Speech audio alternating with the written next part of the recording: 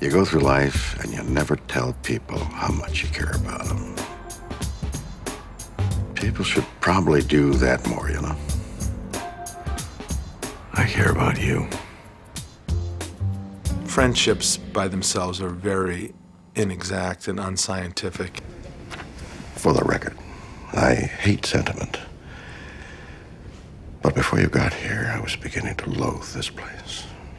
Denny Crane and Alan Shore have no commonality of politics or sensibilities in many aspects of their lives. It's a good feeling, you know, to shoot a bad guy.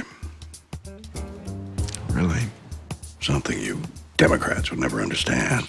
And yet, what distinguishes them in pieces, their friendship overcomes that. And I think the bottom line is they just really care about each other. The strangest thing about this is how absolutely the relationship that Bill and I have parallels the relationship between Alan and Denny. The writers and the producers are seeing two actors sustain roles that are quite different, and it works together. You're supposed to be adults, for God's sake. You're lawyers, and on the same side at that. Your Honor, there are unusual circumstances in play. I'm interested in truth and justice. My colleague favors a fishing lodge. I'm a huge fan of the old comedy duos of Abbott and Costello and Laurel and Hardy and Dean and Jerry, and these guys are as good as that. These guys are a classic comedy team. They are so totally different that they're funny together.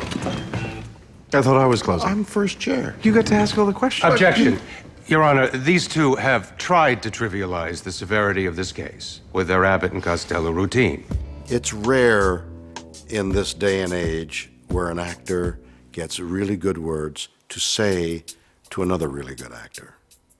That presupposes I think I'm a really good actor. So, let's leave that as it may. Bill and I really have a very, very simple time working with each other. And it was like that from the very first scene that we ever did with one another. Denny, I'm having a bit of an identity crisis. I've always prided myself in being, well, nuts. But in this firm, I find myself falling into the sane category.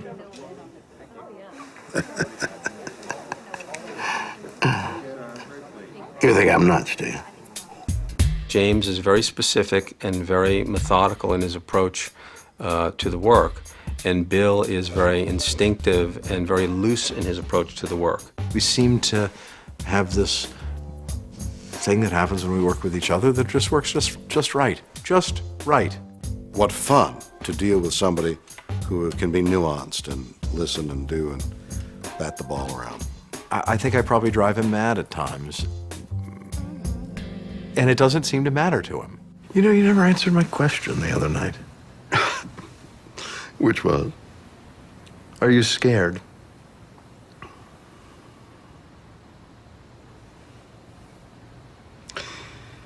Only thing to be scared of, son, is tomorrow. I don't live for tomorrow. Never saw the fun of it.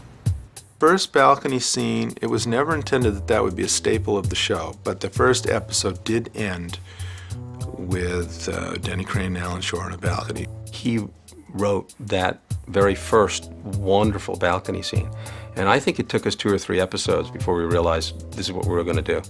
It was not by design, it was by accident. And it was because those two guys are so wonderful together, and there was a way to wrap up each episode with them commenting on what's preceded it in the hour before. You know, they can never tell whether I know what I'm doing or not. Every once in a while, just to keep them guessing, I stick a cigar in my ear. Try it.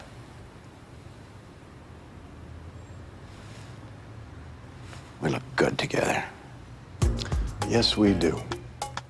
It did resonate with people, and I'm not sure why, but then it became the form.